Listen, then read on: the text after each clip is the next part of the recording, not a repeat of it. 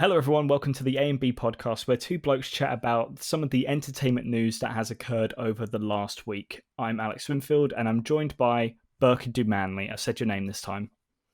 Hello there. Sounding a lot crisper this time. Fantastic. Yeah. How have you been? Good.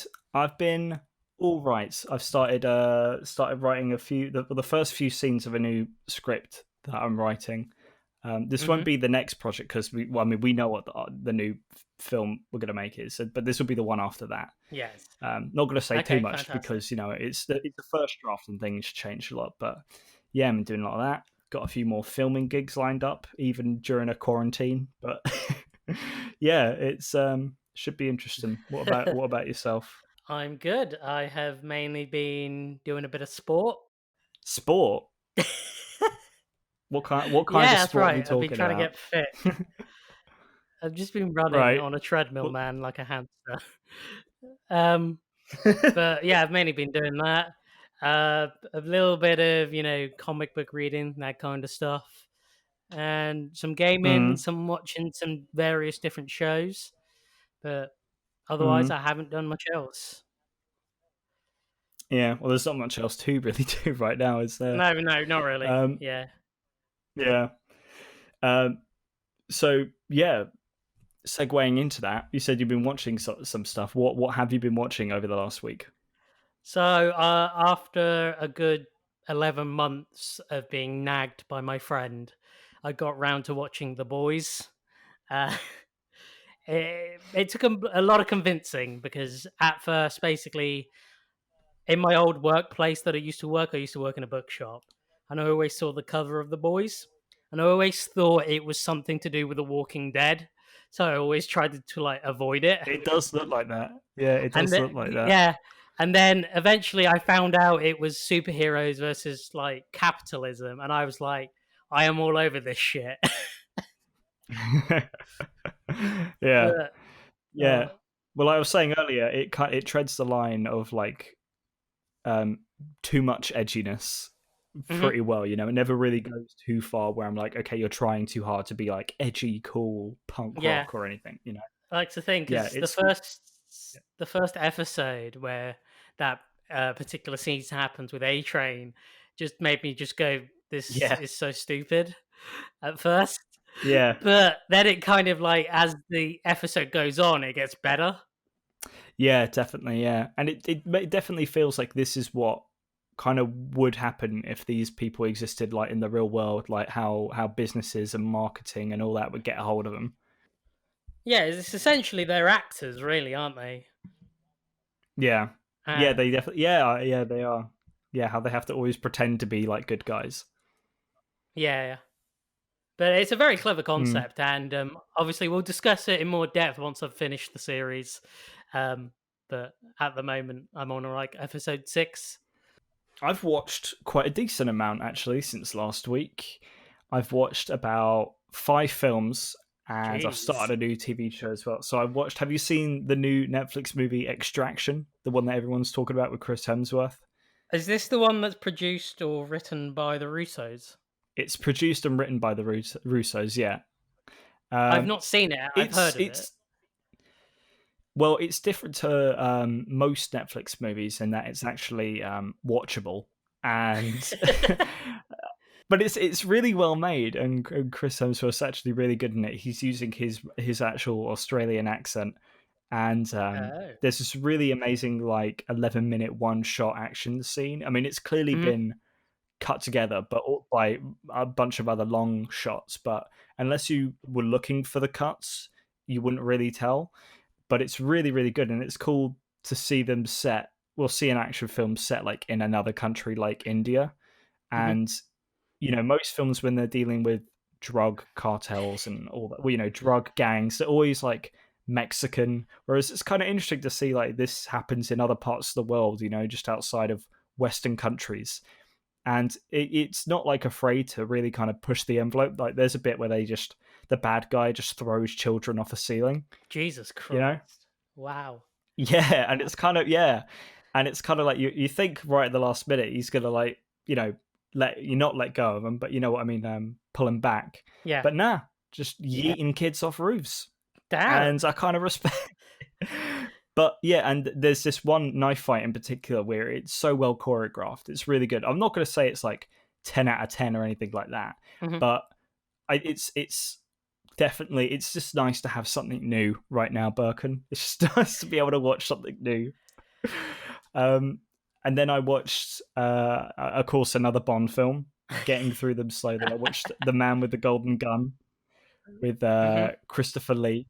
Christopher Lee being the bad guy, and then segueing through Christopher Lee, for the first time I watched all 3 Lord of the Rings films, but the extended editions. I'd watched So, the regular theatrical ones before, but these were the first time watching the extended editions. so you And did I watched, actually end up completing it then. yeah, I didn't watch it all in one day, Okay. but Okay. because it hit like 8 o'clock. It hit like 8 o'clock when I was going to start Return of the King, and I'm like, this is 4 hours and 11 minutes long. Oh man. I'm Gee. going to be a husk of a man by the time this thing Do you ends. feel the length? So Because I you know haven't what? No, seen them. no, not really. I mean, you could definitely tell that they feel long, but they don't feel like it's unnecessarily long. And uh, it's definitely, the extended versions are definitely a lot slower, I would say. But again, yeah, they don't feel like, come on, let's get on with it. Get on with it. This doesn't need to be that long. Especially Return of the King. Like, I feel like it warrants that 4 hour runtime. But it's really good. It's kind of weird. What's weird now is that we're so used to, like, modern audiences is like anything that goes over 3 hours is like crazy for us. So I was like measuring this in, The Irishman, which is 3.5 hours long. Hmm. That was like what I was measuring this film in, because I watched the first 2 in one day, and I was like, I just watched 2 Irishmans, man. And now I've got like an Irishman and a bit tomorrow with Return of the King. But yeah, have you not seen the Lord of the Rings films before then? No, I've seen the Lord of the Rings film before. I've not seen the extended version of them though.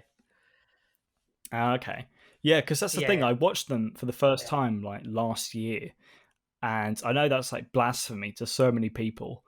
But it's one of those things where it's such a big thing, and you're like worried. You're just like in your head, like, it's gonna be overhyped. It's gonna be overhyped. Hmm. So I just kind of put it off for a long time. But I knew I wanted to watch them, and I finally sat down and watched them, and I loved them. But people were like, "Oh, did you watch the extended editions?" And I was like, "No." And they're like, "Oh, you did it wrong. You watched it wrong, you piece of filth. Get out." Oh, So I was like, "All right, I'll do it again at some point."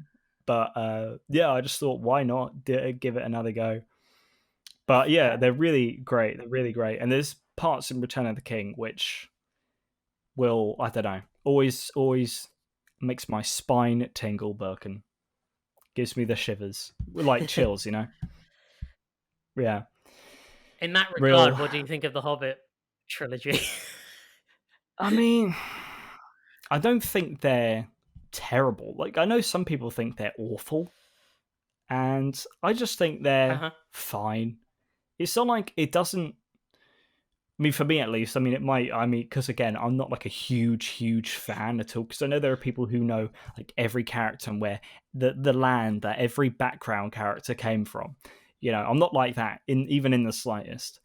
But from what I can remember, because again, I watched the Yeah, I Hobbit know films like that early last year. It a lot doesn't of retcon people anything, as far as I know. will argue that the first one is good, but then the other two aren't really necessary, and they didn't really need to split it to however movies. I think they split the third one to 2 movies, didn't they? Something like that. Well, the whole the Hobbit is one book that they split into Yeah. 3 films. Yeah, because it was originally going to be 2, and then they turned it into 3. And I would say, yeah, the first one. What the worst thing about the Hobbit is that all the orcs are CG. The orcs are Hmm. CGI, which is like, what were you thinking? Especially when you had all these amazing practical looking orcs in the original trilogy, and there's like Billy Connolly is like the voice of a CGI dwarf in the last one, and it's a big CGI battle, and I'm just like, I feel nothing, nothing looking at this, you know? But I wouldn't say they're like disgusting, you know?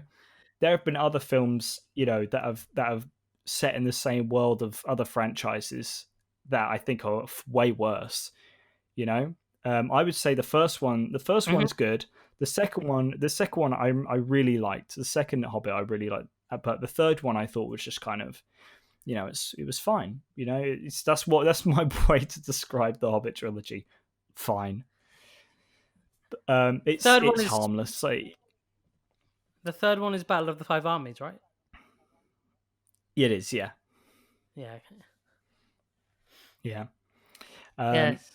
But the way we spoke about it a few days ago. So the way we're going to go about the podcast going forward is, instead of having to talk about every single bit of news that we think might be relevant, we're just going to talk about the stuff we want to talk about, because you're going to get a much more interesting conversation out of that. And the first topic I wanted to bring up was the I think the unintentional running joke of Hollywood next to New Mutants is the Uncharted movie, which has now got another release date. It was March 2021, then it was October 2021, but now it's been pushed back up to July 2021. The film is still being directed by the Zombieland and Venom director, Ruben Fleischer. Can you guess how many directors this film had before he came on board? 5. 6. Oh, dude. Six directors have come and gone during the making of this film. Do you want to know who they are? David O. Russell is one of them. Yeah. So I we don't had remember. David O. One Russell, of them is who directed... Stephen Levy. Is it Levy? So we had David O. Russell, who directed American Hustle. And then the next one was Neil Berger, who directed Divergent. And then we had Seth Gordon, who directed Baywatch. Then we had Sean Levy, who directed the new Ryan Reynolds film Free Guy, and he did like the Night of the Museum films as well, I think. Then we had Dan Trachtenberg, who did 10 Cloverfield Lane. Then we had Travis Knight, who directed Kubo and the Two Strings and Bumblebee, and now we got Ruben Fleischer. So even during this even before this pandemic, even the film was going through a tough time. But now with an actual cast, it finally looks like it's happening. Are you looking forward to this? No, I'm not. I'm really not happy about this. The fan-made movie starring Nathan Fillion is perfect. All right, you can change Elena in that, you can change Sully in that. They're bad, but Nathan Fillion and whoever made that fan movie is perfect. Get those guys. Yeah, that was the thing. That was the thing for the longest time. Everyone wanted Nathan Fillion. I do think at this point he is a bit like too old, but I definitely think what would be great, because Tom Holland is in it playing Drake, who's playing like the younger version. Mm-hmm. Why you could have like Nathan Drake at the start played by Nathan Fillion. Mm-hmm. That he's like, oh, when I was a young man, this is what happened. And then yeah, that's what. Then we do the crossfade, yeah. and then he turns into Tom Holland, and then it just, flashback. Yeah. You can do something like that. That's what I was hoping they were going to do, but I don't know if that's what they're doing. Yeah. I know, like, me and you agree that I feel like the best way, if you're going to adapt a video game, is to do it like a TV show, because you can, well, video games are much longer than movies for the most part, I feel like Uncharted is the only exception to the rule, because it basically is just Indiana Jones. So, I feel like you definitely can make a film series out of Uncharted. What is going to be interesting, and I think we spoke about it a couple of weeks ago, that you're going to have in 2021, you're going to have the Uncharted movie, Tomb Raider 2, then the year after that, you're going to have Indiana Jones 5. So you're going to have 3 movies that are more or less the same thing.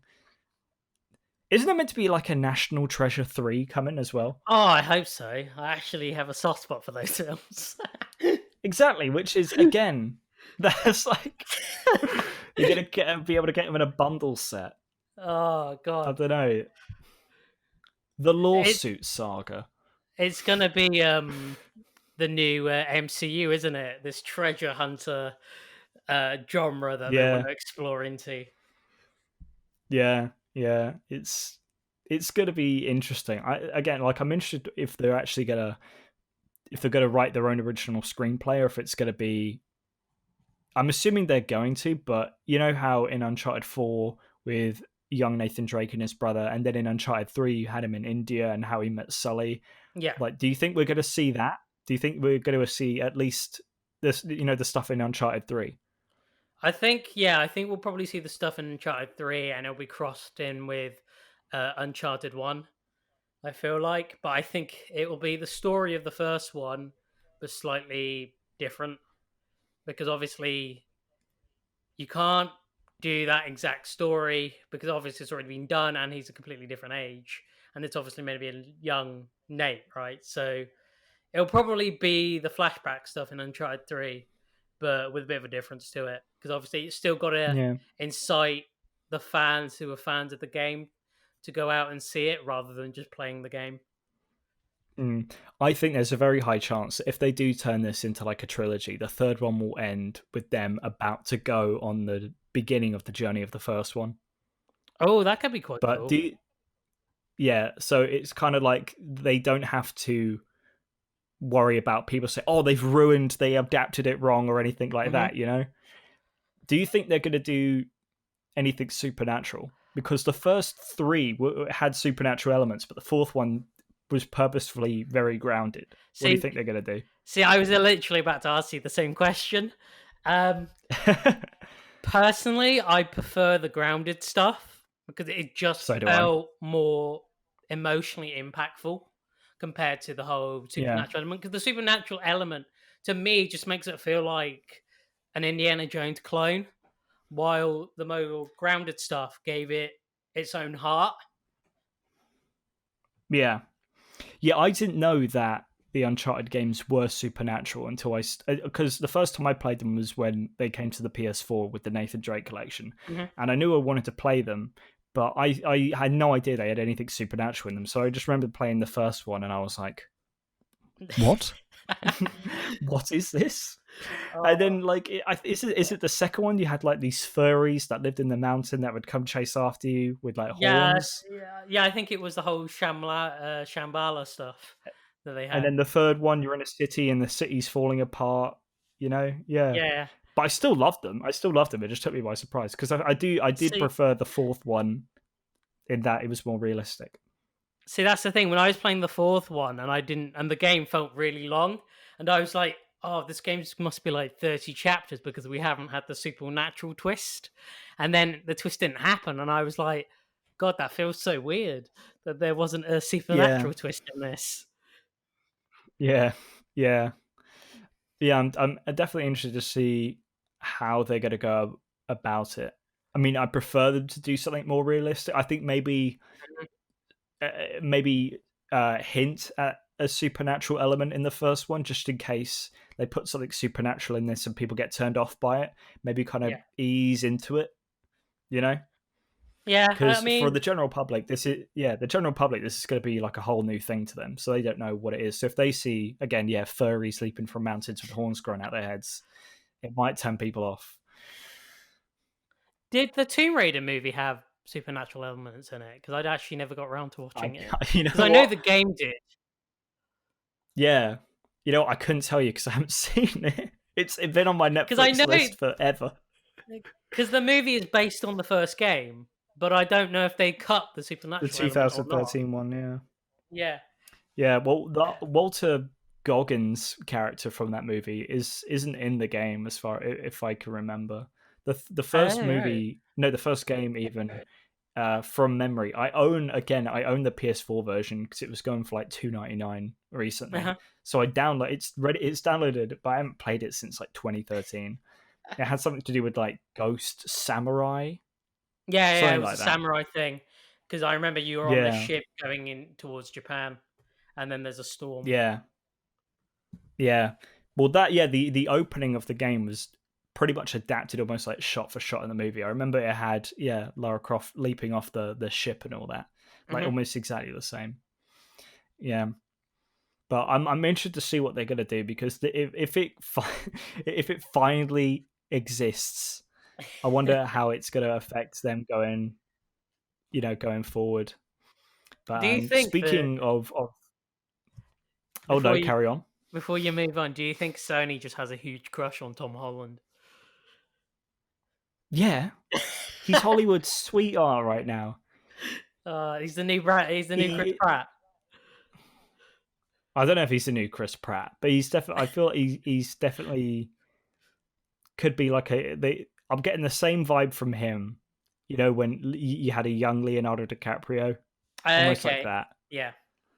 Yeah, yeah. But then, yeah. Speaking of Sony owned properties.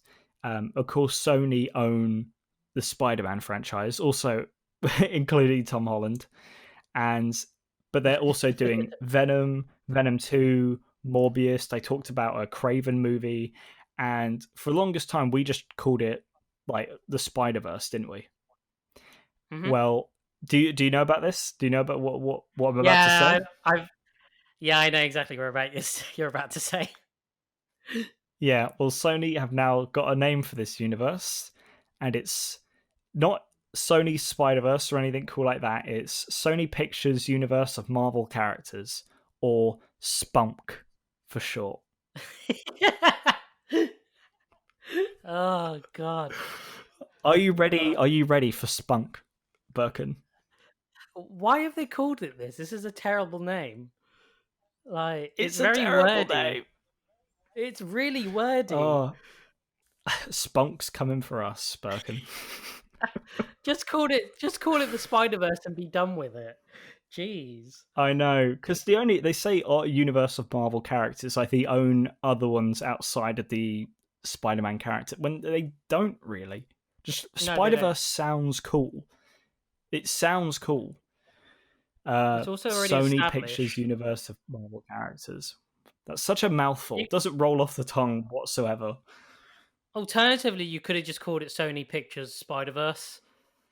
Like, Yeah, that's even simpler. yeah, Like SPS, boom, there you go. yeah. You can hire me, Sony. Give me a ring. I'll be your marketing guy.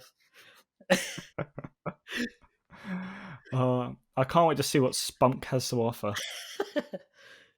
Oh god, it's gonna be So entertaining. you got the MCU, DCEU, Spunk. Oh, and you've also got Miller World, haven't It's you? so dumb. Huh? You've also got Miller World. Miller, yeah. But even that kind of rolls off the tongue a bit. Yeah, it does. Spunk, that sounds like a army thing. Spunk Force inbound. Sex sells. That's all I'm saying. Spunk. Oh dear. Oh god. When I saw that, Terrible. I fully had to double take. Oh Oh, god, it's I terrible. said Spunk is now the inside the MCU. Amazing. But that that isn't the only thing that Sony have done. With them moving Uncharted, it wasn't the only movie that they've moved. It's now moved the date. This happened as we were recording last week's episode, but they've moved the date of the third Spider-Man film with Tom Holland, which has caused other MCU movies to move their dates. Because of this, here is now the new slate. So we've got November 6th, 2020 is Black Widow, February 21st of 2021 is Eternals, May 7th, 2021 is Shang-Chi, November 5th, 2021 is now Spider-Man 3 instead of it being in July. Then February 11th, 2022 is Thor Love and Thunder. March 25th, 2022 is Doctor Strange in the Multiverse of Madness. May 6th, 2022 is Black Panther 2. July 8th, 2022. July 8th, 2022. Oh, I can't keep this up. Is now Captain Marvel 2. And finally, October 7th, 2022 is now an unknown movie. What this means is that, Spider-Man's been delayed from July to November, and Doctor Strange 2, the one that we were looking forward to the most, has now been delayed 10 months, Oh. which will mark 6 years since the release of the first one when that finally comes out. Did you notice anything else about that list? Oh, what was it? Hit me. There's now 5 MCU films coming out in 2022. Jesus Christ, Five of that's a them. bit much, isn't But it? I assume that last one might get bumped. Yeah.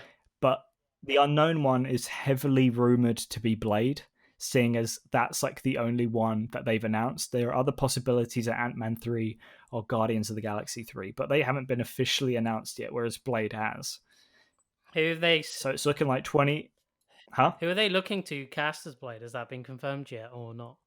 Yeah, it got announced like in July last year. Who is it? Did I miss Yeah, this? it's Mahershala Ali. Oh yeah. Yes, It was a while back. Okay, they completely. you silly penis. Good actor he is. Yes, yeah, he's really good. Do you think Morbius is going to tie into Blade at all if it's dealing with vampires? Most likely. They've got to do something with that, right? Yeah. I mean, it's one of those things where you feel like they have to do something with it because just for its. Yeah. I know they've got to do something with that, but yeah, I'm so bummed. Doctor Strange 2's been delayed like almost another year. Why you do this? I know. I feel like that was the one that really had something, could do something different there, but well, apparently not. We've got to wait even longer for Ramis. Yeah. So... To quote Toy Story 2, you can't rush art. Brilliant.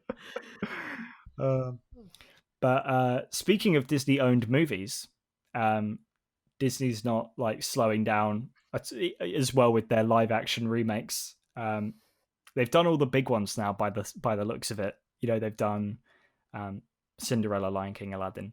So they've had to turn to the more obscure ones. Like a couple of weeks ago, they announced, a Robin Hood remake. But now they're doing a remake of one of my favorite ones when I was a kid, which is Hercules. Have you seen Hercules? Not fully. I know of it, and I know the plot. Hercules needs more love. It's being produced by the Russo brothers. Okay. David Callahan. Yeah, David Callahan, who wrote the writer of Shang-Chi. He's going to be writing it. What's interesting though is that if you make a live action version of this, it's literally just Man of Steel with Greeks. That's all it is. Let me. Okay, you know the plot of Man of Steel, don't you? Right, now listen to this. Yeah. So this is the plot of Hercules from memory. Again, I'm pushing 23. It's been a while since I watched it. But you had little baby Hercules, and he lived on another plane, with Zeus and all those lot chilling up in heaven. Mm-hmm. And Olympus. Olympus, that's it. Not heaven. Even as soon as I said heaven, I was like, that's not right. You had them all up there. And then you had Hades, Zod. He comes back and he's like, listen, fam, what's up? And then Zeus, Russell Crowe, he's like, get out of here. So what they do, they try to steal Hercules or kill him, but then Hercules accidentally gets, he becomes mortal and comes down to Earth, and he falls down in a field in Kansas, Greece, where he's adopted by 2 farmers, and they then raise him pretty much, and it's literally Superman, where it's him as a teenager, and he's like super strong, but he doesn't know. He's like, what are all these powers doing here? And it's like, you've got to find out. And he's like, I've got to find out where I belong. And that's how he finds out he's a Greek god. And then suddenly Zod, who's Hades, is like, I'm going to try and mess him up. I'm going to attack Earth with all these titans, and then he's got to like go and fight him. And it's literally the plot of Man of Steel. It's exactly the same. Isn't Hercules a demigod? Yeah, so he's like that. Yeah, towards the end of the film, he becomes like a full-on god. Okay. Yeah. Is there a scene where Hades says "kneel before Hades," or is that not? As far as I know, no. Well, that's because the real story, yeah, Hercules is a demigod in the mythology because Zeus was a little slut who couldn't keep it in his pants, and he started banging random human women. That's how Hercules came about. But in the Disney film, they just say that he was an actual god who like got fed this weird, how you have like a milk bottle? Uh-huh. He drank out of that and it turned him mortal. and that's why he's like half human, half god in the movies. So you're saying In that it movie, had compound V in it, is what you're saying, really? yeah, yeah, they had to like take all the sexiness out of it. Yeah. No, okay. Well, first of all, Disney, please stop. Uh, stop exploiting our childhood. It's unbelievably frustrating. Make something new. I don't even care if it flops. Just make something new. I'm so interested to see how they're going to do it because this isn't not from. I could be completely wrong, but as far as I know, a lot of people haven't seen Hercules. It's one of like the lesser known ones. Mm-hmm. But if you dared to try and make this into live action, you're going to need like a $250 million budget just for like. I know there's a giant. Because the ending's so mad. The ending's so mad. You've got like these giant 1,000-foot high ice monsters and like cyclopses and lava people, and you got to make Olympus, and you got to remake the whole of like Athens and that. It's mental. Isn't there a giant Cerberus in it as well? A giant what? A Cerberus, What's that again? the three-headed dog. It's in Harry Potter as well. I don't know if it's. It might be. I know that there's a Hydra in it. There's a giant battle with a Hydra, and he cuts off one head, and of course, two more come back, and he's got to fight like this 500 head Hydra. Jesus. Yeah. Exactly, and I'm like, you've got to make that. If you're going to make that into real life, if you're going to live action that, like, good luck. That's going to cost so much money. What are the chances they cut it? Like, so much money. Considering they cut all the coolest things about their nostalgia films anyway. I don't know. They could. Like, I mean, they're doing it. I don't know if they did it to Lion King. They're doing it to Mulan, so don't be surprised. What they'll cut, what I guarantee they're going to cut, is the Danny DeVito Goat Man. He was like his mentor. It was like the Karate Kid, and he trained him to be, like a proper cool warrior, and he gave him steroids and all that. But it was Danny DeVito as like a little goat man. And if they're cutting Eddie Murphy Dragon from Mulan, they're definitely going to cut him. Because I know about the goat Danny DeVito character via Kingdom of Hearts. Because there's a when you go to the Hercules world, I think you go into the Colosseum and you have to fight like a bunch of people. Yeah. But he also, like, Hercules has a pet, Pegasus, a horse with wings. Like, it's going to be so expensive. I have no clue how you do this on, like, any sort of a budget. They've got that MCU money. They'll figure it out. Yeah, they got that Endgame money. Yeah. I mean, they can do a Pegasus. There's one in Endgame, isn't there? So that's true. Very, very true. I don't know.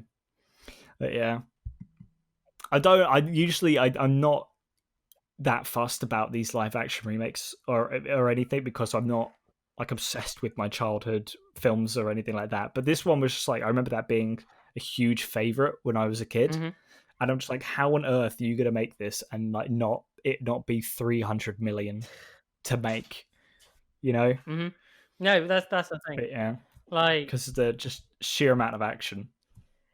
I mean, though, I'm sure Danny, DeVito's free. He could probably still be in it if they continue to keep him. Well, he's the Rock right now, isn't he, in Jumanji? So he's doing all kinds of things. Brilliant. Oh. Yeah, but speaking of action, the directors of John Wick, Chad Stahelski and David Leitch, I believe I'm pronouncing that right, are teaming up with Keanu Reeves again for The Matrix 4. So they're not directing it, that's still Lana Wachowski, but they're going to be choreographing all the action and stunt scenes. Seeing it like they both came from stunt backgrounds, and they did all the stunts for the last 3 Matrix films, and one of them was actually the stunt double for Keanu Reeves. But now, of course, since then, they've really perfected it, and you can see in the John Wick films like that action style, and it looks like that's now going to be brought to The Matrix. I'm very happy. Yeah. I mean, the directing style, of course, might not be, but the at least the action and the way it flows and all that is going to be similar to John Wick, I'm assuming. And Keanu Reeves has known them for like almost 2 decades now. See, how are they going to do this? Because wasn't Neo the chosen one? So how wasn't Neo dead in the last one as well? Like, how can you do more in this franchise? I don't understand. And I know that they're not bringing back Agent Smith as well. Now, I always thought what could be really cool was if like the Matrix reprogrammed and turned Neo into an agent. Mm-hmm. So you had like the villain would be Keanu Reeves. It wouldn't be Neo. It'd be like a reprogrammed Matrixified version of him as like an agent. But I thought that'd be really cool. I could see that. I could see that. But the fact that the John Wickness is being mixed with Matrix is pretty cool. I'm very excited. Are they still coming out on the same day? I believe they are. Amazing. They've got to be, yeah. Keanu Day. Keanu Day, yeah. They got to push back with the coronavirus. They got to push back Bill and Ted 3 to that day as well. Oh God, imagine that. Oh my God, I think that'd be the first time that's ever happened for an actor to just have a day booked to himself. The triple bill, the Keanu saga. It'll just be 1, 2, and 3 in the box office. Yeah. Thing is, I could fully expect it to happen as well because he's such like an internet god right now. Yeah. We look how people, reacted to him when he came out at E3 last year. Do you know what? Let's just push Cyberpunk back to that day as well. Yeah. Oh God, I love that, man. Oh, I hate delays, but do it. That'd be hilarious. 50 years from now, people would be talking about that. Oh God. Every year we would have to celebrate Keanu Day. What resurgence that man has had, though. Like, yeah, and that's purely from John Wick as well, isn't it? Like, who would have thought? It's mad. Bod, a hitman with a dog will be such a big franchise in modern day today. Yeah, if there's one thing people love more than anything, it's dogs. Yeah, true that. Yeah, I know there was a somebody made Key and Peele made a parody movie called Keanu with a cat, and I think he voices the cat. Oh yes, he does. Yeah, it's called Keanu, yeah. and Keanu voices the cat. Yeah. I forgot about that. It's not actually. What acid trip were they on? It's all right, actually. It's not awful either. Yeah, but just like pitching that to the studios. That's mental. But that's it when it comes to like the film news I've got. Not much really has happened when it comes to TV, like news wise. But I know we've been watching a lot of stuff. Yeah, so you've been watching The Boys. I've started a new show. I've started watching Mad Men. Yes. Have you ever watched all? I have seen a couple episodes with the great Don Draper. Yeah, I'm on about episode 8. I only started it like 4 days ago. Damn. Yeah, it's really good. It's really good. The sheer amount of cigarettes that people are smoking. I'm like, how are you guys not just dead? How? This is so bad. How does anyone have teeth? Is it the 60s that it's set in? I believe it's set like in... Off the top of my head, I can't remember the year, but it's definitely, like 50s at least. Oh, nice. I know it's like a few years after World War II because they reference it quite a bit. I remember there being a lot of nudity in it. When I mean, I ain't seen no boobs so far. When I last watched it, there's lots of smooching, but I don't know. Because I know Don Draper's a bit of a player. Yeah, just a bit. Yeah. Amazing. I don't understand though. His wife is fine, The wife's like, she's no, demon from the river or anything like that, Mm-hmm. I'm just like, mate, you're doing fine as it is. I thought, but yeah, the main purpose of it is because the main themes of the show is greed and stuff. Definitely, yeah, that's definitely what the show is clearly about, and how. What's crazy is how young some of the people in that show are, as in like how old the characters are. Because some of them are only like 26, 28, but they're living like these. It's almost like Wolf of Wall Street-esque, how they're young but making so much money that they're kind of going a bit mad with it. Yeah. Yeah, but I'm really liking it. I do really like it. I love stuff that's set like in the 50s and 60s. I think it's so like classy. It's really it's really cool to watch, and I'll probably give more thoughts about it as it sort of goes on. One thing I wanted to ask you about, I don't know if you have anything to, if you've watched it or not. What happened with that Parks and Recreation episode? I never actually got around to watching it because I believe it was a US exclusive or something. But Uh, I will have a look, and once I have seen it, I will give my little review on it. So pretty mm, look forward to that next week, I will say. mm, But from what I've heard, everybody is very happy with it, yeah, that's what and I've heard. that they think that Amy, I can't pronounce her surname, uh, Schumer? yeah, No, Polar. Sorry, Taylor, Polar. that she's an amazing person. They genuinely think she's absolutely lovely. Yeah. Like, what a lovely So thing to do. was she the one who organised it? I think, yeah, because basically in Parks and Rec, she is the main character. Um, and I know that with Nick Offerman, she's really close to him because they have a show called Making It where they basically just create stuff out of wood together that they host. Right. And they were doing like a podcasty kind of episode for that to try and get people to make creative stuff. I think they were doing that every week, so I think it kind of span off on top of that. Yeah. But Yeah. yeah, I still think it's a clever idea. Yeah, definitely. Yeah. Yeah. Should we move into? I think this is what we're going to be talking about the most of these next 2 or 3 topics. This is in your wheelhouse, It is. so I'll let you take it away. So, in regards to some gaming news that we have, recently I have been playing a classic game from 1998, which was remastered in 2015, and that is Grim Fandango. Do you know of this game? I know of the name, but that is about it. So the game, That's all I know is the name. the game is a puzzle game which released back on the Windows XP, I think it was, and Right. you play as this dead agent whose job is to guide dead souls to their resting place because Sounds very deep. it's set during the Mexican Day of the Dead. Oh, And you're cool. basically a travel agent, but your job is to help this soul get to its resting place. But Right. your character that you're playing as, Manny, he is also dead. Uh, and it's like his purgatory. Nice. And the Okay. game is just a puzzle game.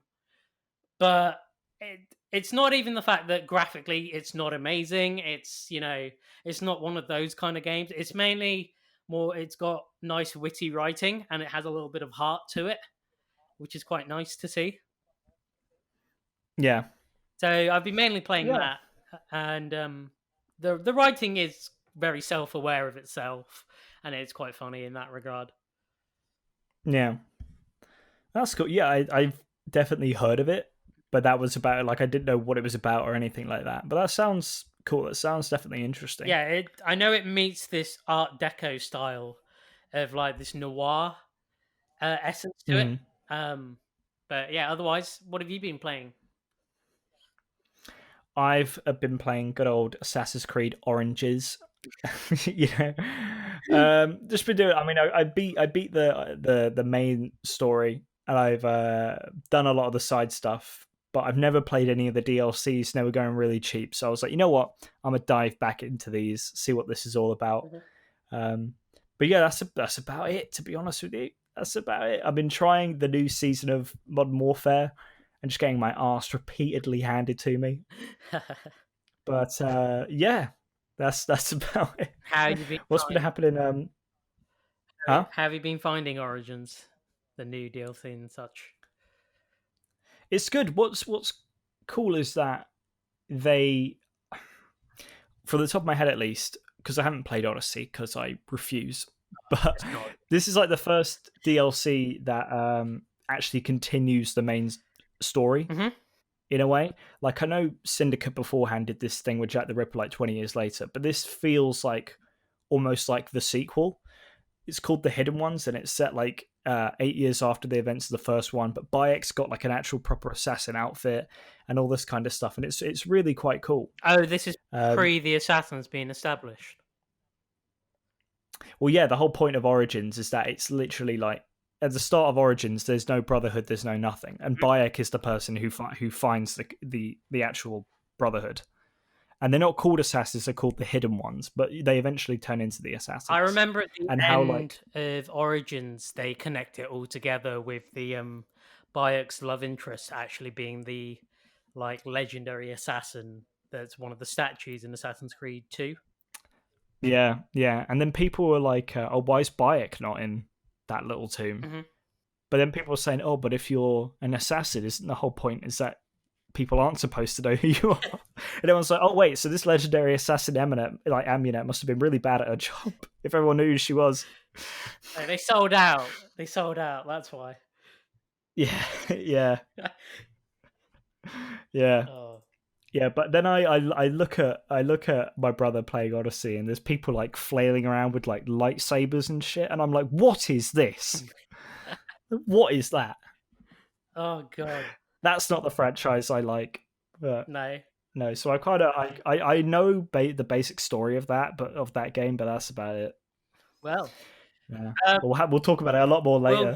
We'll dive deep into that. But before we dive deep, um, there has been some news in regards to the Xbox Series X, which is that Microsoft have announced that on May the 7th, they will be hosting, I believe, an online kind of show to showcase some third party games. Now, this also means that these games will most likely be on the PlayStation 5 as they are third party. This will be the first time in a Yeah, while that we have seen any PlayStation 5 game like announced other than Assassin's Creed and Godfall, whatever that is.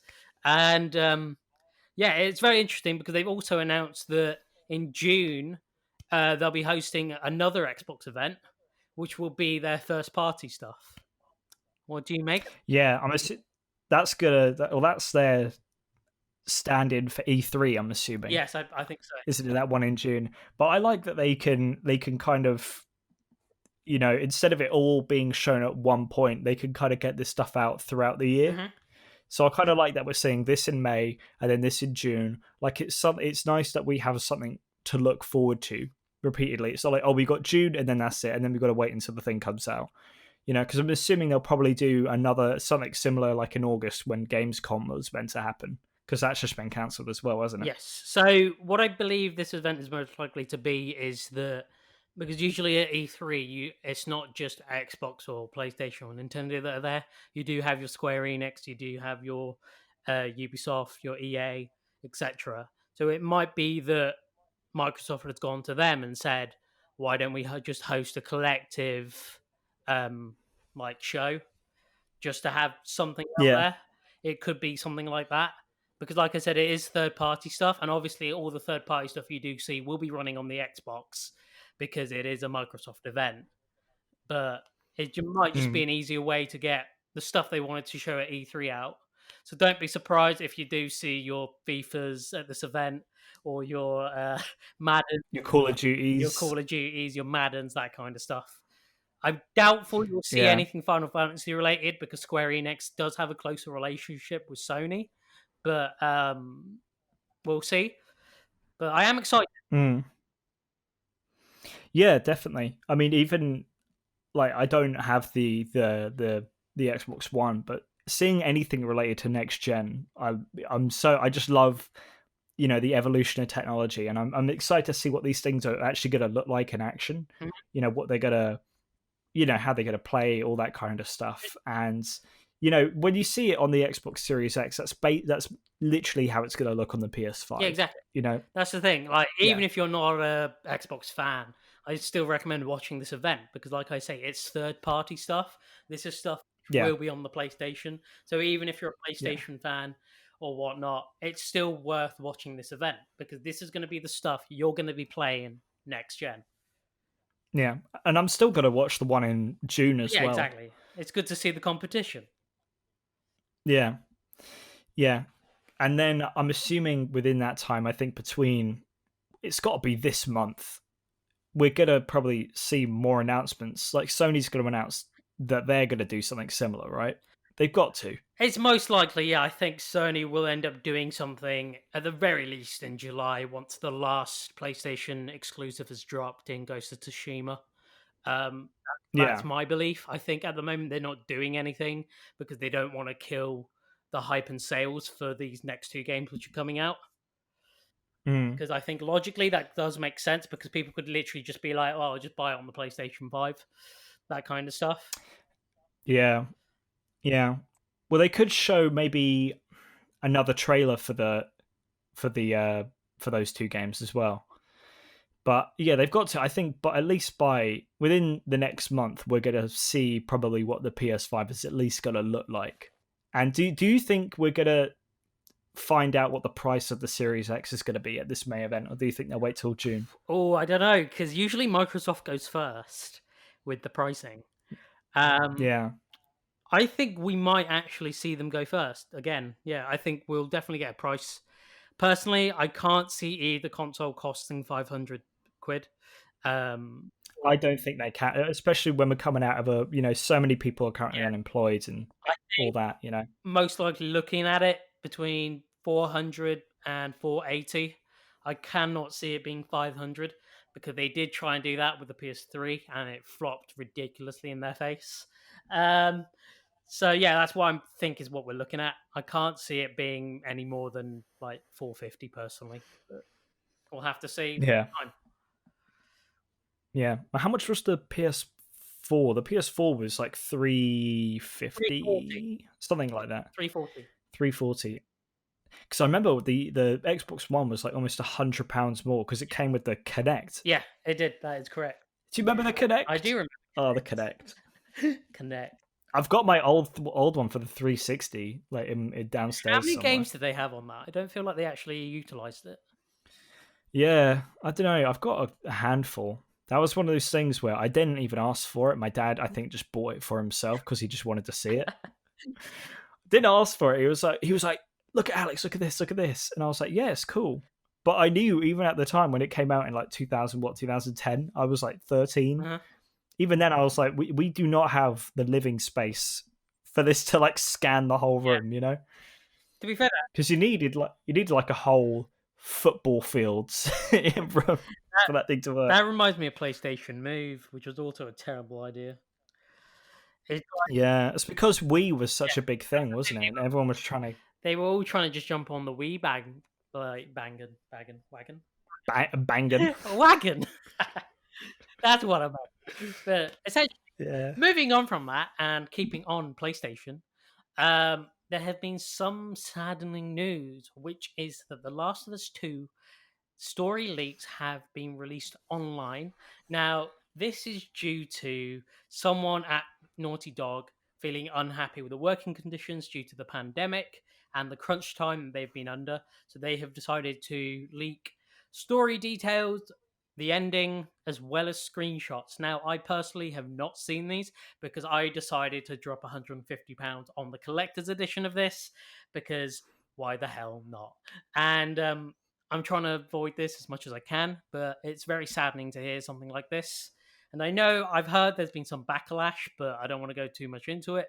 Like I said, we'll have our thoughts on this game when it's officially revealed, and it'll be a bit more authentic. But yeah, what do you make of this leak? Yeah, I remember when they first said bits of The Last of Us 2 had leaked. I thought it'd been some guy had made like a Reddit post and just made like bullet points like this happens, this happens, this happens, or something. Something you could just throw away. Yeah. I had no idea at the time that someone had like taken pictures, put up recordings of actual like footage from like the actual ending of the game is online. Jesus. You could just watch the ending right now if you wanted to. I've managed to avoid almost all of these. I've had one thing sort of ruined for me, but that was like by accident. One person put it in a live stream. Even then, it wasn't like 100% confirmed. That could have been just some random douche. But it was something where I knew that was probably going to happen anyway in this game, just from the tone of it. And then it, when I tried to get, because I knew we were going to be talking about it this episode, I typed in Last of Us 2 onto Google to find a picture of it to put it in the YouTube video. And then that same thing came up in the suggested search bar. And I was like, God damn it, Google. Luckily, But I haven't looked it up. I haven't checked don't anything. even look it up. I thought I'd be safe. In my eyes, the game doesn't even exist at this point. Until it's released, Yeah. in my hands, it does not exist. Yeah. That's my brain thought for it. But Yeah. But this is such a huge thing because on one hand, it's like really, it's so crazy that it's bad for all the people that at Naughty Dog who have just had all their work that they spent like 7 years working on is now just out there. And people, I think, yes, I've seen a lot of backlash. I don't know if it means, because context is everything. You can watch a scene on its own and hate it, but maybe with the context and the hours building up to it, it could make total sense, yeah, I totally agree with that. Yeah, and what was it? On the other hand, there was this article that came out that I saw earlier where there was this big insider scandal that because they had made it delayed indefinitely, the people working on the game weren't getting their bonuses because they were having to work for like little to no pay, but they were going to get this really big bonus at the end once the game has come out. And because, again, this could be, I'm speaking off the top of my head, so I might get a few of the details wrong, but how some of the senior people at the top, like Neil Druckmann, got their bonuses early and the rest of the team that were kind of like in the trenches didn't. And that's what was causing such unhappiness. So what this was, apparently, the leaks were done, the leaks were released, so Sony were forced to have to try and put another release date sooner rather than later so the rest of the team could get their bonuses and not have to wait till next year. Now, that's very interesting you say that, but at the same time, whoever leaked this has basically ruined their career. Like career suicide. Yeah, you're not gonna get hired again. Like, I understand. I hope it's a big bonus. Yeah, I understand it's a tough time and everything, but like, why would you? I think acting like that is very rash because at the end of the day, you've literally thought about your moment now rather than your future, and exactly. Yeah. and I think that itself is an issue. Like, I understand we're in a pandemic; it's a really hard time. You want to get your bonus for your hard work and everything like that, but that will come. You've just got to try and stick it out there, especially with the message that the game itself has, which is endure and survive.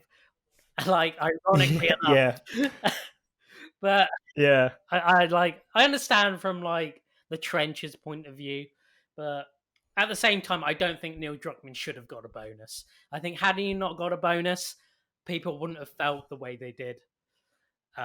It's also from Sony's point of view. Yes, the game may have been delayed again in the middle of this, but at the same time, you need to think about it from a marketing perspective. How like good is it to release a game about a pandemic in the middle of a pandemic? Like that in itself is like marketing suicide. Yeah. Luckily, I feel like with the second one, the pandemic isn't clear. I think in the second one, the pandemic isn't as big of a thing. It's just kind of there. It's not like the focal point of the story. People have learned to live with it. Well, yeah. Well, it's set like 5. Well, it's already been 20 years later in the events of the first one, and then this is now 5 years after that. And from I don't know. Have you seen the story trailer for it? I've seen the one where Ellie is dancing with her girlfriend.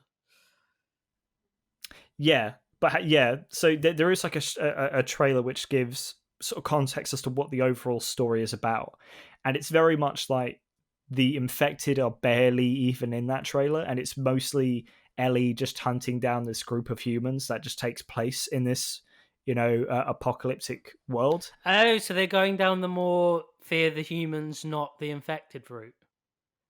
Yeah, and that's what a lot of other backlash has been about, because this group, this sort of like this cult that Ellie's going after, are like Christian fundamentalists, and religion's a big thing in America, so there's a lot of people already kind of throwing backlash against that.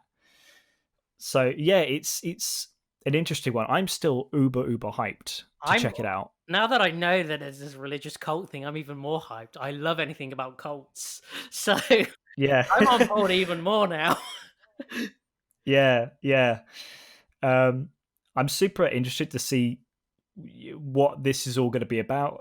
That's the thing, because And the game in itself, because the first game was a story of love, and the second game is now meant to be a story of hate. yeah, Because they were saying, I remember Neil Druckmann in like when the first game originally came out, saying that the trilogy was going to be love, hate, and harmony. So it'll be interesting to see if it sticks towards that route, because the trailer for the second one does look very like dark and hateful. yeah. But what's crazy is that, I mean, there were Avengers Endgame leaks that came out before the movie came out. There was also leaks for Rise of Skywalker, but they came out like a few days to maybe like a week or so before this came out. This is like a month and almost 2 months in advance. This stuff is out. It's pretty crazy. And what I'm interested in is what I remember I said to you on Facebook a few days ago, is that if this does come out and it is as awful as people are saying it is story wise, like, oh my god, what a betrayal and all that, like how's that going to affect this HBO show if it does get picked up for like a second season? Like, would they do it the same way or would they change it? It's crazy. I personally have always been a vindicator for letting the creator tell the story what they want to tell. Um, Yeah, so am I. at the same, because this is the same issue with the Star Wars and George Lucas issue.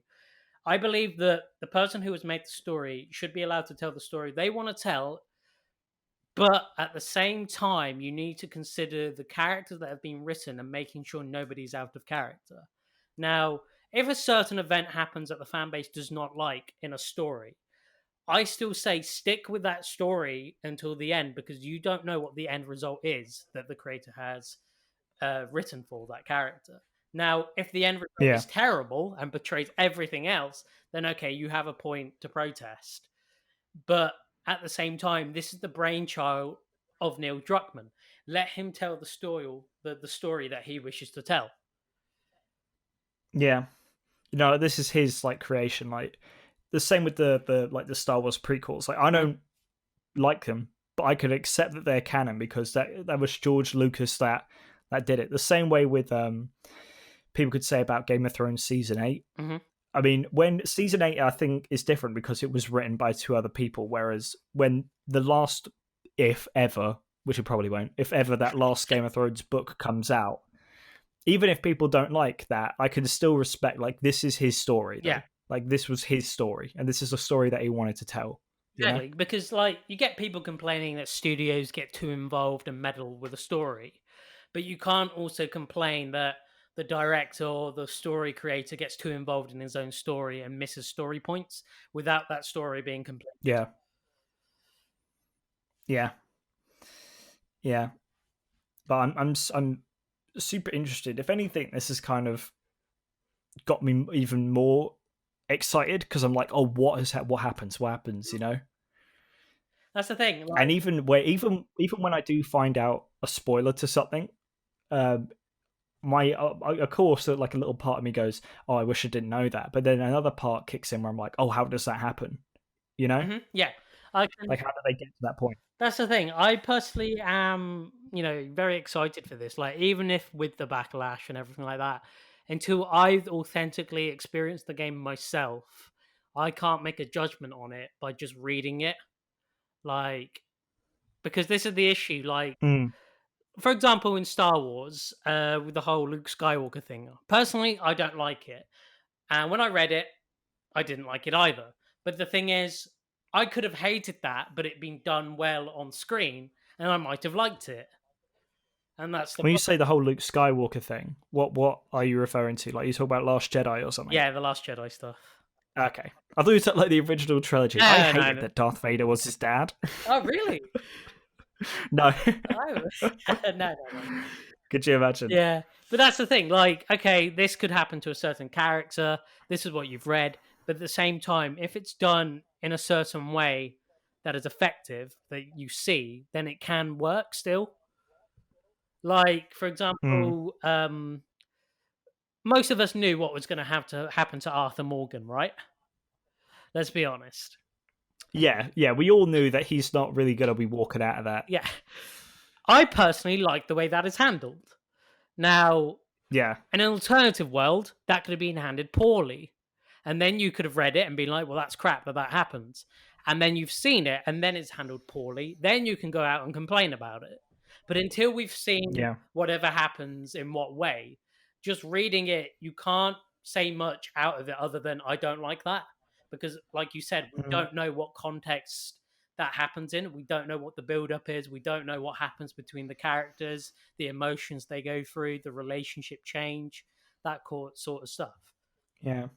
Well, it's to say, well, Red Dead's a good example. You know how you know what's going to happen to Bill Williamson, you know what's going to happen to John, you know what's going to happen to Jack, you know what's going to happen to Javier, but you still play Red Dead 2. Yeah.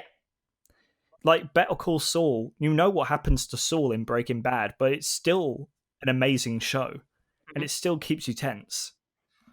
You know, exactly. The only show so that I don't think that works in is in Gotham because the villains are like so much younger. Oh yeah, So much older than Batman is, and he's like 10. That's the only show that doesn't work in because you know that hardly anyone is going to be killed off. Yeah, I wonder what's going to happen to Thomas Wayne. He dies. Oh, what? What? Spoiler. But Oh. slightly. But do you remember? I remember the first time we ever came in contact with was in remember when the sixth Harry Potter book came out, and it was just public knowledge that Dumbledore dies. Oh, yeah. That was just. I'm not saying that's what happens to Last of Us 2, but I'm just saying like that was a huge spoiler, and we all knew it was coming, but we still, you know. No, exactly. But that being said, slightly moving on from that, we have some news on the next Assassin's Creed. Now, Alex, you wanted to dive deeper into this, so I'll let you take away with it. Okay, yeah. So, I'm not okay. Yeah, I enjoy video games. I'm not like the, an uber fan, but Assassin's Creed, that's my thing right there. I've been with this franchise since like 2007. I know you've been with it for like forever as well. And we're on the same wavelength of what I guess we want from this franchise and all that. Just the way certain studios have gone about it with certain titles. And I genuinely love the story arc from at least AC1 to Revelations. I think it's so cool, the intrigue, the way that like you can have like the way they had characters from hundreds of years apart, like almost talk to each other, but they never leave their time period. You know, you don't have like an Odyssey like Cassandra walks out 2,000 years old in a suit. And you had the mystery of the first civilization and all that kind of stuff. It was so cool, and you had this really cool tonal shift with the historical aspect and the modern day. And unfortunately, that's like dwindled a bit. The modern day is gone downhill drastically, in my opinion, since then. Their borderline wasn't one for a good few years. But since the Desmond story arc ended with AC3, there's two teams now that kind of make this franchise.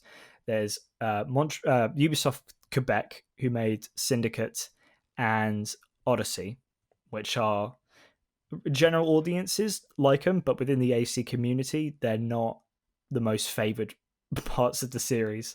But then you have Ubisoft Montreal, who made Black Flag, Revelations, and Origins, and I love those three. And the head of them is Ashraf Ismail, and this is them returning to the franchise after 3 years with Assassin's Creed Valhalla. So this was a bit of a roller coaster for both of us. It started with, I remember 2 days ago, there was like people online saying, oh, there's going to be an announcement at 1, there's going to be an announcement at 1 o'clock, like this day. And I was like, whoa, it's happening today. And then it started with an 8-hour live stream of Boss Logic drawing the artwork of the game in Photoshop. Which at first I was like, this is really weird. I don't know if I like this. But after a while, I kind of liked it. Because, I mean, we already knew where it was going. It was like common knowledge almost where it was going to go, period-wise. So, but it was kind of nice to check in every once in a while. That's why I made the joke with you. I'll say next, so they're going to show us them cutting together the trailer in Adobe Premiere, Oh god, imagine. which I think would have been really I funny would if have they loved just cut all the shots together. That would have been hilarious. but Next short film we do, I'll do okay, that. I love Watch me make the it. trailer. Oh, But yeah, the artwork revealed the two settings that the game's going to be set in, and the main protagonist, who's called Eivor. Yeah, then we got the CG cinematic trailer the next day, which we haven't seen in a while. Odyssey didn't have one, but they're like the bed like the first AC even got announced with a CG cinematic trailer. You know, it's like a part of that franchise, and yeah, it showed some of the game's tone, a bit of what the story will be, and then Ubisoft said we're going to see gameplay of it at the Xbox event on May 7th. Now, a lot of details have now come out about the game from director Ashraf Ismail, who directed AC4 and Origins, and the lead writer, Darby McDevitt, who wrote Revelations and AC4. And I'll give you my thought. I'll read these and then I'll give you my thoughts of what our thoughts were and what they are now, because they're very, very different. Are you going to go one by one and give us our thoughts on each? No, I'll read off all the lists, and then we'll kind of discuss it. So Okay. the main character, like I said, is called Eivor. It's a gender neutral name, kind of like Alex. And they are a Viking raider. You can play as either male or female. Both are canon, and how will be revealed later. Right now, they're keeping it a bit of a secret. You can customize your hair, beard, tattoos, war paint, clothes, and armor. The story is Eivor going from Norway to find a home in England. You create a settlement in England, which will act like Monteriggioni in AC2 or like the camp in Red Dead Redemption 2. This feature has been like gone since Unity in 2014, but the settlement will actually grow during the game and will be affected by your choices. The game is mostly set in England, but you can travel to Norway whenever you like. Every piece of gear you come in contact with is going to be unique. They said there'll be no duplicates of the same thing, and you can actually upgrade all of your equipment, so you don't have to keep swapping it out for better stuff. You can just keep leveling up your own gear. You use your longship to get around. The leaks have said that it'll be used for primarily navigation, and you don't use it for combat, as it's mostly a land-based game.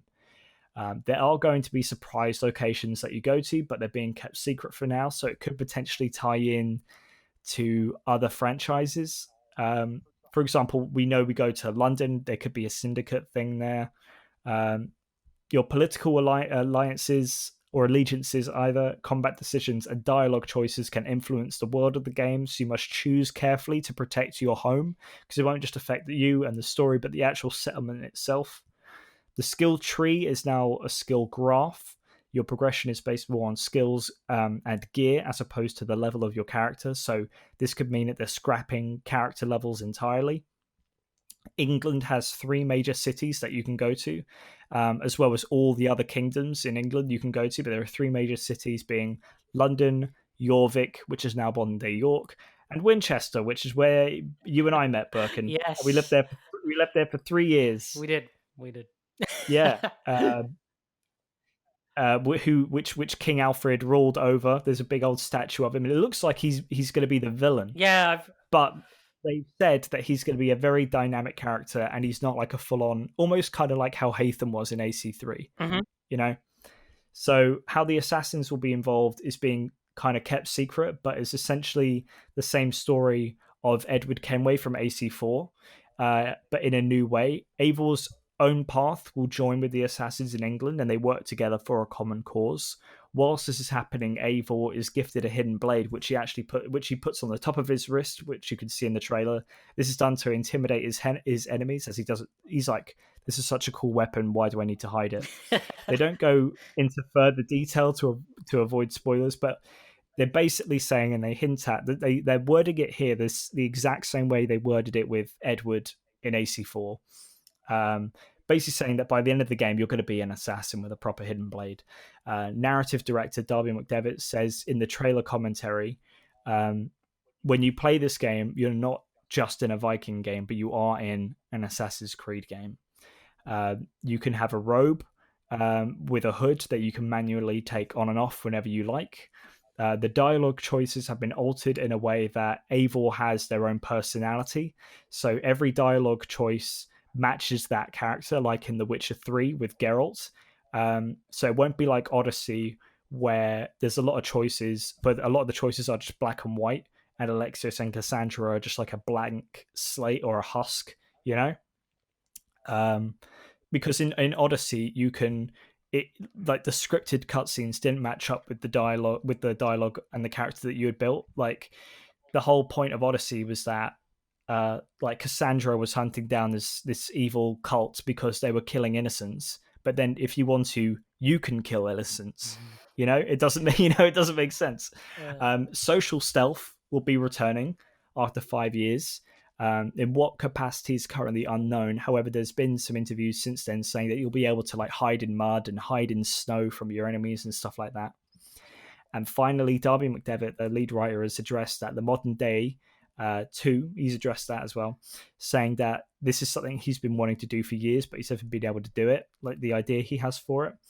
Layla from Origins and Odyssey will be returning, but supposedly the game's modern day is supposed to be an ending to an era. That's the way they're wording it. So this is going to be like an ending, like a cap to this narrative that they got going on, and it's not clear if that's the narrative from Origins to Valhalla, or from AC4 to Valhalla, or even from AC1 to Valhalla. And that's about everything that we've got. But I remember at first when we saw the trailer, I was like, "Oh my god, what have they done to this franchise?" Because it looked like it was for everyone but AC fans, where you were just like some Viking warrior, especially at the end, yeah, where they had "think like a Viking, fight like a Viking, be a Viking," you know, yeah. with those hashtags. And I get why they've done that now. That's clearly been done because they need to appeal to the general audience. Because this is a series that has gone on for so long now, it could put people off where they're like, "Oh, I can't jump in now because it's been going on for so long." So I get the idea of maybe keeping the assassin stuff light for now. Could be a way to reel people in, but when you actually play the game, it's going to be very Assassin's Creed heavy. But yeah, my perspective changed so much more once I heard interviews with Ashraf Ismail and Darby McDevitt, basically saying this is 100% an Assassin's Creed game. They're going to be in it. The whole Creed itself is going to be a very important part. Yeah, what are your thoughts? My initial thoughts was that here we go again. Um, Yeah, yeah, like I wasn't too pleased about it, and I absolutely hated everything about it from what I was hearing. However, after hearing some news from the people working on it, I'm a bit more convinced. It's still for me a bargain buy. It's not an avoid buy. There are some elements of it that do still intrigue me, but there's also some elements of it that I still don't like. For example, I don't like the fact that it's an RPG because it's not a proper RPG. It's very much an RPG light. Um, in that regard, I don't enjoy it in that sense. Again, with the whole character thing, I don't like that implemented in Assassin's Creed because Assassin's Creed has never been about that. For example, that works in series such as Mass Effect or your Skyrim, etc. Because in those series, the side characters and your relationship with them is what carries the series. That's why the main character being a hollow husk works. While the thing with the original AC games is, for example, your Ezio's, your Altair's, your Desmond, they all had their own background and lore already made and crafted, and that in itself was interesting to learn so much more about that particular character. And that to me yeah. felt less lazy compared to how it was done. However, with what we've been hearing about Valhalla compared to, say, Odyssey, which is awful, um, in those regards, it does seem like it may go down the route more with the whole relationship aspect that's seen in the Mass Effect series. So I'm hoping that works. But again, my biggest worry is that those relationships in games such as Mass Effect and everything are already pre-established. For example, in Mass Effect 1, when you first make Shepard, okay, you're a bit like, whatever kind of thing. But it's the characters and the circle around him which makes you go, oh, I like this character, my relationship with this character. And then as that series grew, Shepard as a character that you had made started to get his own lore, because you could change your own lore to your character from the way you were built, like the place you were born, the sort of fighter you were, that kind of stuff. Um, Mm.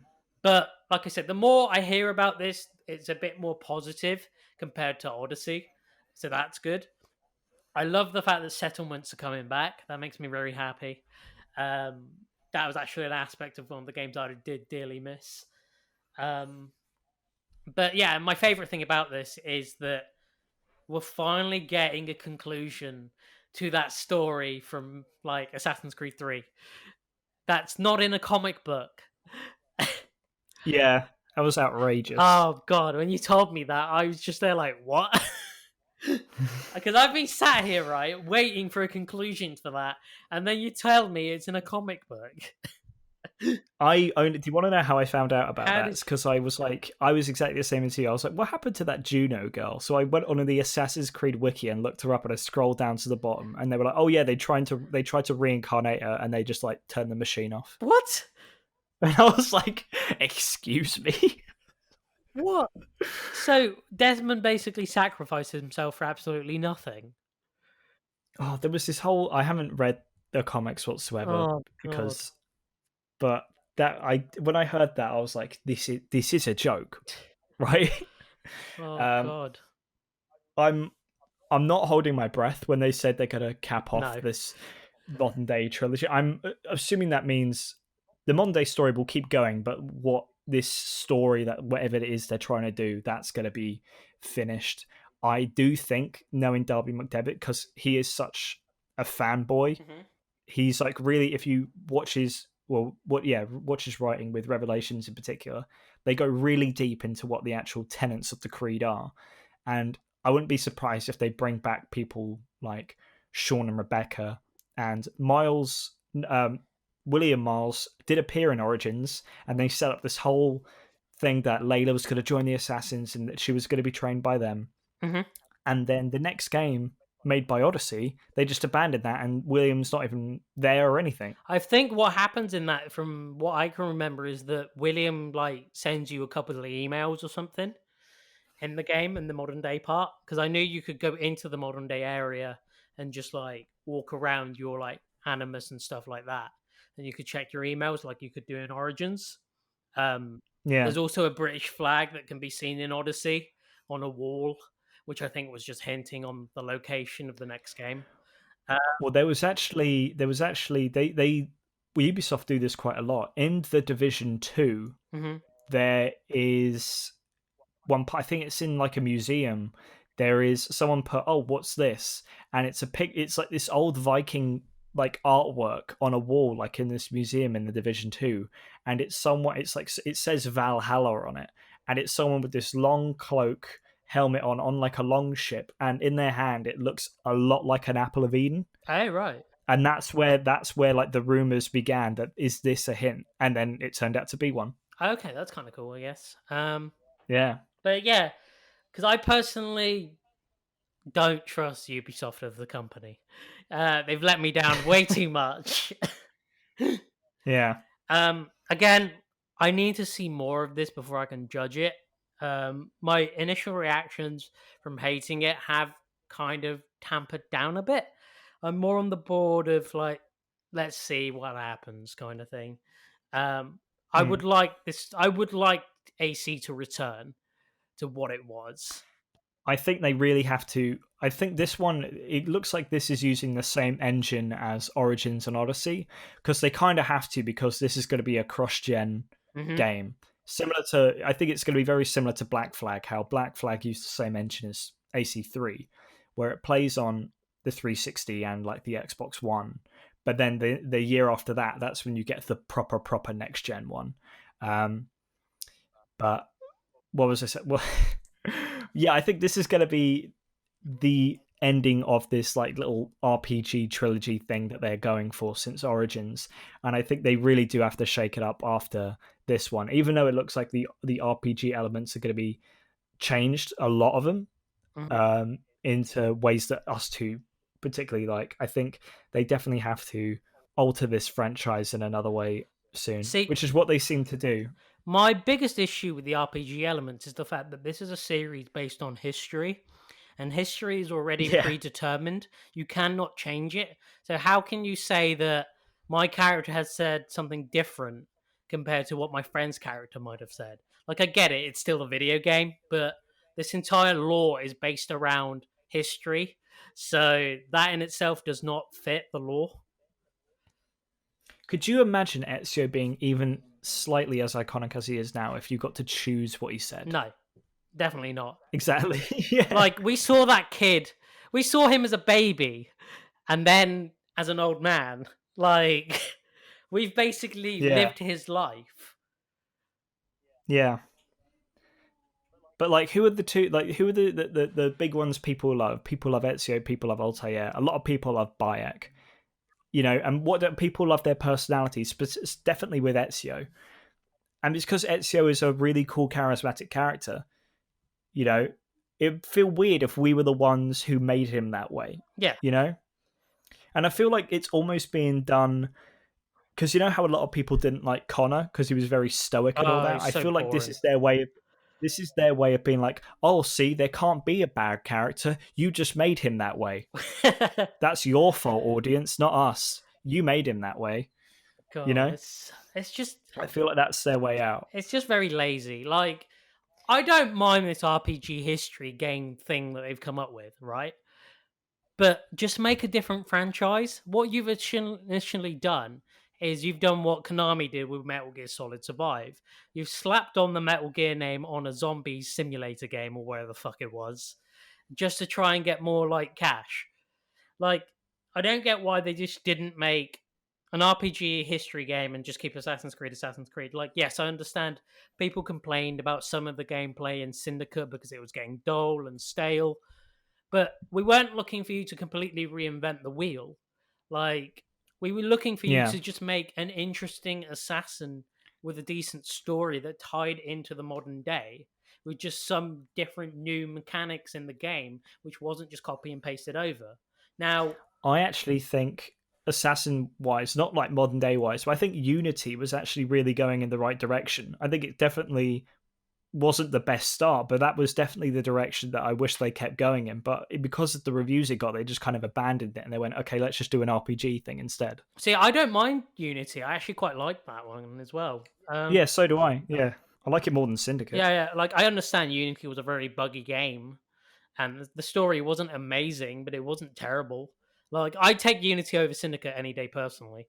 Um, but like, even with the Origins RPG element, I don't mind that existing as just a one-time. Let's just have a little bit of an experiment. But Yeah. it should have initially still returned to the core of the Assassin's Creed franchise, which is Templars versus Assassins, with a well rounded character that we haven't created, that has been written for us with a history that we can dive deeply into and care about. Mm. Unfortunately, I think this is like a big thing that Ubisoft are doing now with all of their games, where they're just kind of they're very set on making sure this is your character. You know, so with Assassin's Creed, you choose your dialogue, you choose your gender. In Watch Dogs Legion, this new Watch Dogs, there is no primary character. You can just be anyone. Remember, like you could Oh just yeah, yeah. become loads. And then in the last Far Cry, you don't get a voice. You don't really have a name or anything, do you? I can't actually remember. But I think you're just like a blank slate. I think all you're meant to be is just like some cop or something like that. But everything else is kept Oh yes, like yeah, clean. Like yeah. I think so. I think you play as one of the people who's just bringing down the cult, but I don't think I yeah, can't remember if you talk or not. yeah. But I know it was meant to be deliberately quite like a blank slate Hmm. because what this means is that it pleases everyone, but you don't get a character. You don't get like a memorable character. That's the You thing. know? Like, even if you had side characters who are rememberable, it would make it a lot better. But they don't have that either. Like, for example, again, I'll use Mass Effect as your example. All right, Shepard is an iconic character, right? That's perfectly fine. But Shepard would not be as iconic if he didn't have, for example, Garrus with him. Garrus is what makes Shepard iconic as a character, for example. Like this is the thing. Like, for example, if you take who you play as in Skyrim, the character you create, they're not iconic at all because like they're not a character that has been written in any aspect. It's just a character you play as. Like you're just this average Joe who goes on this quest to become a Dragonborn or whatever the fuck. Yeah, Like, and Odyssey mixed both of those, which they shouldn't have done. Which is why I'm happy they're saying they're going the more Witcher route, where they're saying how, for example, James Welford, who's a guy I watch on YouTube, he said in The Witcher 3 you can kill a monster purely for money, and that's Geralt, or you could kill a monster and you could. You kill a monster for the people of the village and let them keep their money. That's also Geralt. Yeah. And that's the way they said they're going to go about it. And that's why I'm excited, because I do trust this team. I really do trust them. It's clear that they didn't like a lot of what was happening with Odyssey, this team, and I feel like they really do get it, especially Darby McDevitt, who I've been following since like 2011.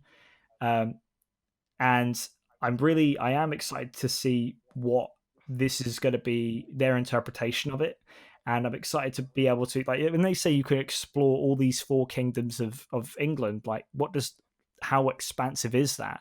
And when they say you can go back to Norway whenever you want, it's like, how big is that going to be? I'm really interested. My biggest worry with that is that obviously it is coming from somebody one of the developers on the team that you do trust, but Assassin's Creed has not been the same since the creator left the series. Patrice Désilets, yeah. And since that point, it seems like it just got too complex because they introduced stages and everything like that, and Abstergo being a game company and things like that. And I think, yeah, it was very clear that Ubisoft didn't know what they wanted to do, so they were just kind of killing time, but they didn't want to lose the importance of the IP, so they were just like, we'll figure it out as we go, just keep making them. Exactly. And like, instead of doing that, what they should have done is just taken a year or two out and been like, all right, let's sit down, let's discuss, what are we doing? Yeah.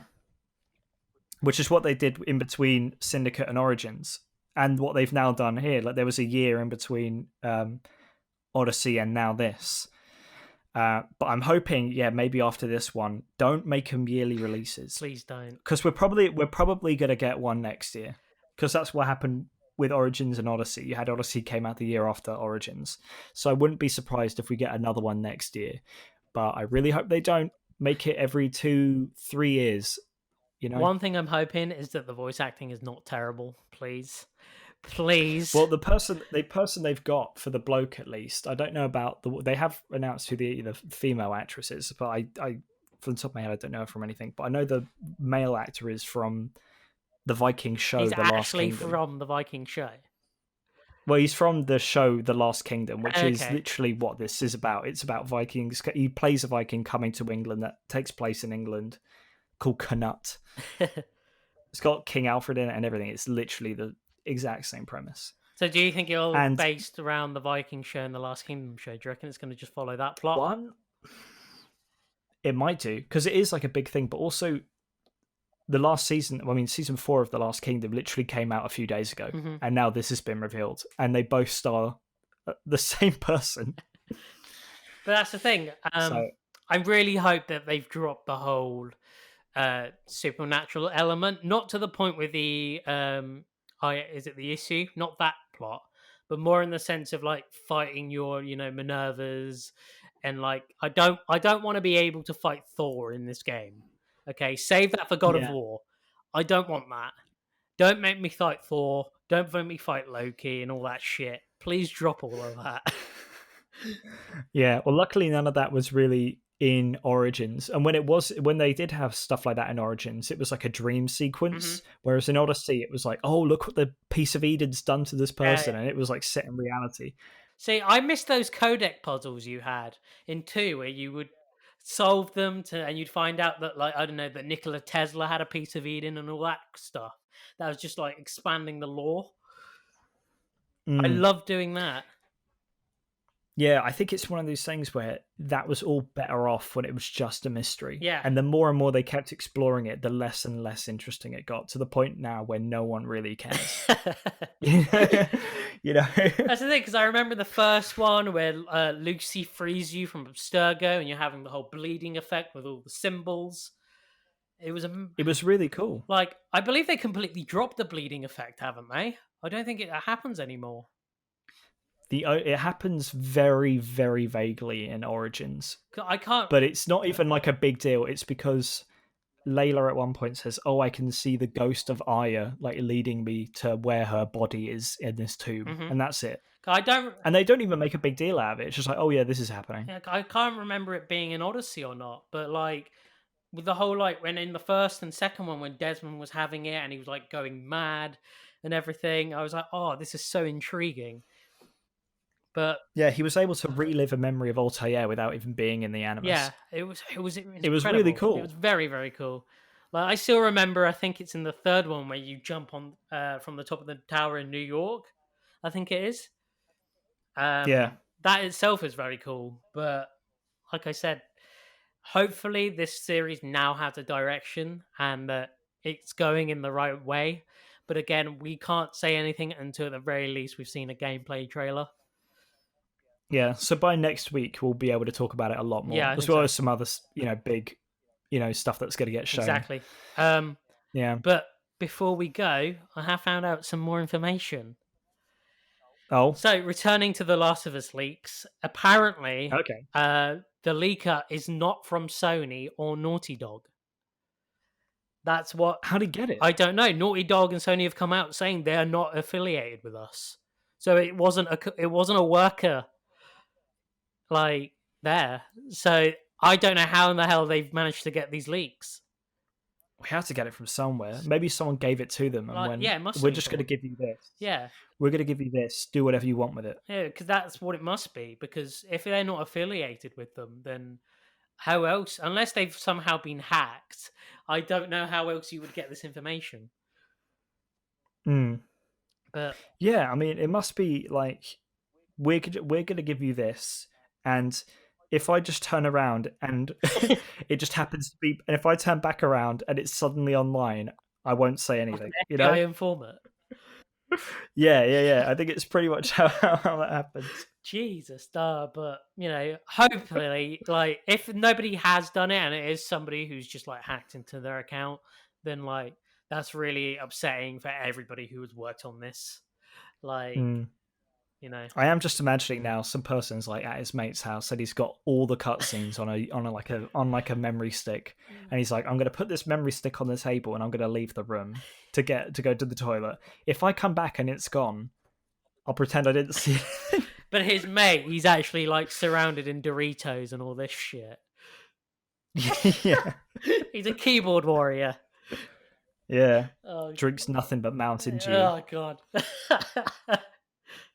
He loves his cheese.